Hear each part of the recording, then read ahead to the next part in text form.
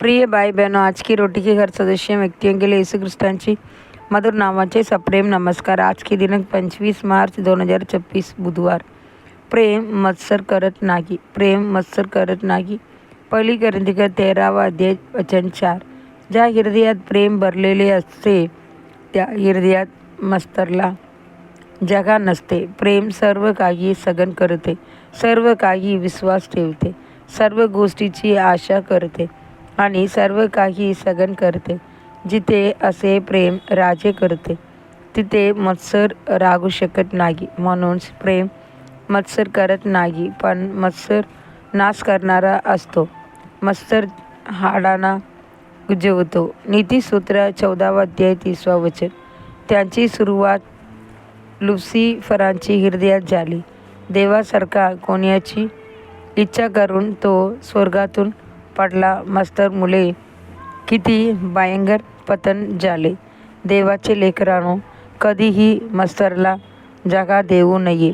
जेव्हा प्रभूने हाबेलचे अर्पण स्वीकारले तेव्हा काईने आनंदी झाला नाही। आपल्या भावाला देवाने आशीर्वाद दिला म्हणून आनंद म्हणण्याऐवजी त्यांच्या हृदयात मत्सर उत्पन्न झाला।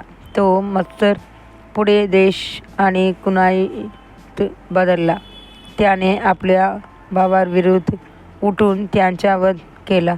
उत्पत्ती अध्याय 4:3-8 वचन। मत्सराचा हे भयंकर फल आहे। आजही जिथे भाऊ भावामध्ये मत्सर आणि कटुता असते तिथे काहींचा आत्मा कार्य करत असतो।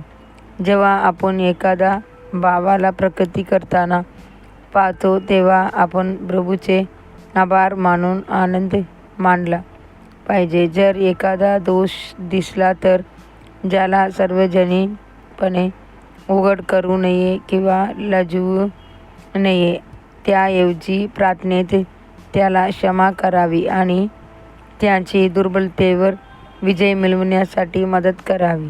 योसेफचा विचार करा। त्याची भावांनी त्याची मत्सर केला। मत्सरामुळे त्यांनी त्याला गड्ड्यात टाकले आणि त्याला मारण्याचीही योजना केली। शेवटी त्यांनी त्याला मिदानी लोकांना विकून टाकले। पण शेवटी काय झाले? जे भाऊ त्यांची मत्सर करत होते तेच नंतर त्यांच्यासमोर नतमस्तक झाले।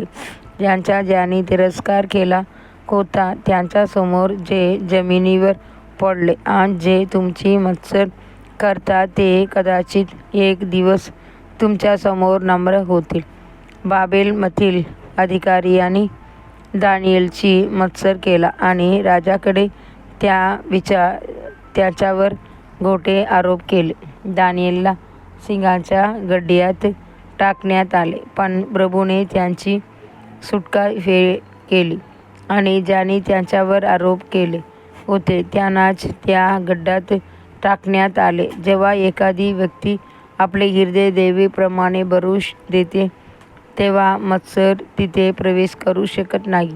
म्हणून देवाचे लेकरांनो, कल्वरीच्या प्रेमाने भरून जाण्यासाठी स्वतःला समर्पित करा। अधिक चिंतनासाठी वचन नवजात बालकासारखे वचनाचे शुद्ध दूध इच्छित करतो, जेणेकरून त्याद्वारे तुम्ही वाढाल, कारण तुम्ही प्रभू कृपाळू आहे हे अनुभवले आहे। पहिली पत्र 2रा अध्याय 2 आणि 3 वचन। आजचे बायबल वाचन सकाळी यहोशुआ 19वा अध्याय 20वा अध्याय 21वा अध्याय, संध्याकाळ लूक 2रा अध्याय 25वा वचन से 52वा वचन। धन्यवाद।